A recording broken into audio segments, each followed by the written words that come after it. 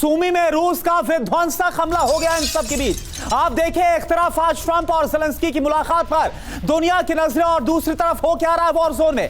Howitzer तोप से Ukraine पर अटैक किया गया, यूक्रेनी सैन्य ठिकानों को निशाना बनाया गया। एयरबोर्न असॉल्ट ब्रिगेड का यह बहुत बड़ा हमला। तो ये देखें तस्वीर हम आपको दिखा रहे हैं, यूक्रेनी सैन्य ठिकानों को निशाना बनाया गया है रूस की तरफ से। एयरबोर्न असॉल्ट ब्रिगेड की तरफ से हमला किया गया और उस हमले की तस्वीर इस वक्त आपके सामने।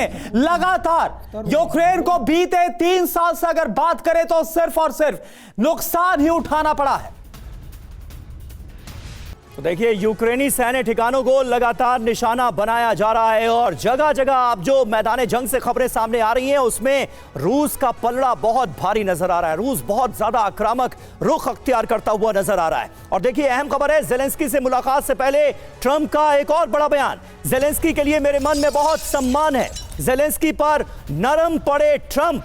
ज़ेलेंस्की ने बहादुरी से लड़ाई लड़ी, ये कहा है डोनाल्ड ट्रंप ने। मतलब देने के लिए कुछ तैयार नहीं है, हौसला अफजाई में कोई कमी नहीं छोड़ रहे। आखिर अमेरिका और डोनाल्ड ट्रंप की इसके पीछे स्ट्रैटेजी क्या है, रणनीति क्या है, ये भी हम समझने की करेंगे कोशिश।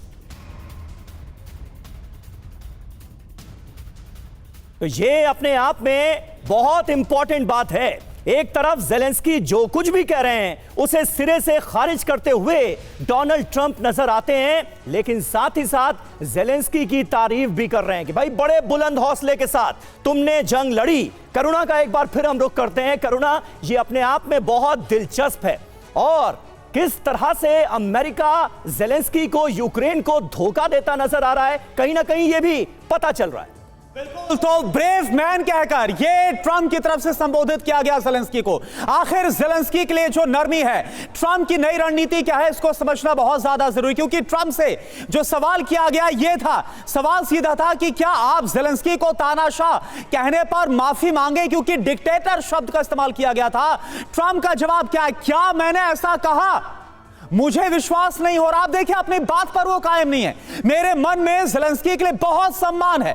यूक्रेन ने 3 साल युद्ध बहुत बहादुरी से लड़ा, ब्रेव मैन कहकर पुकारा है। शांति वार्ता पर ट्रंप ने क्या कहा, हम जंग को खत्म करने के लिए बहुत मेहनत कर रहे हैं। मुझे यह लगता है कि उस दिशा में हमने बहुत प्रगति की है डोनाल्ड ट्रंप की तरफ से।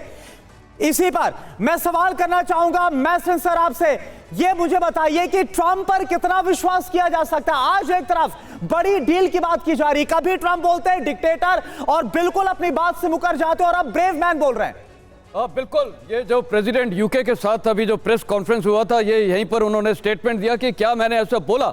ये साफ जाहिर है कि वो क्या बोल रहे हैं, क्या चाहते हैं, उनको खुद माइंड में क्लैरिटी नहीं है। और ये डिक्टेटर क्यों बोला था उसका भी बैकड्रॉप है।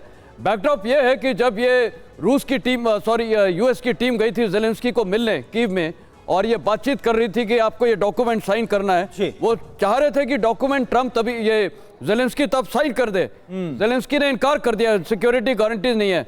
और जब ये यूएस प्रेसिडेंट के पास इनपुट गया, उसी के बाद उसने उसको जोकर बोला और ये डिक्टेटर बोला।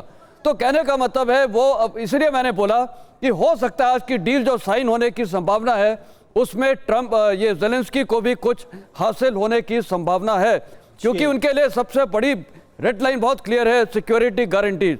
उसके लिए शायद एक पॉसिबल ऑप्शन है कि European troops, peace keepers deploy होंगे 30,000 to 40,000, और ये जो यूएस प्रेजेंस बढ़ जाएगा अगर ये मिनरल रिसोर्सेज में ये जाते हैं एक्सट्रैक्शन, तो वो जाहिर है उनकी डिप्लॉयमेंट खुद जो सिविलियंस रहेंगे, कंपनीज रहेंगी, वो वहां पर रूस उनको टारगेट नहीं कर सकता है। ठीक है।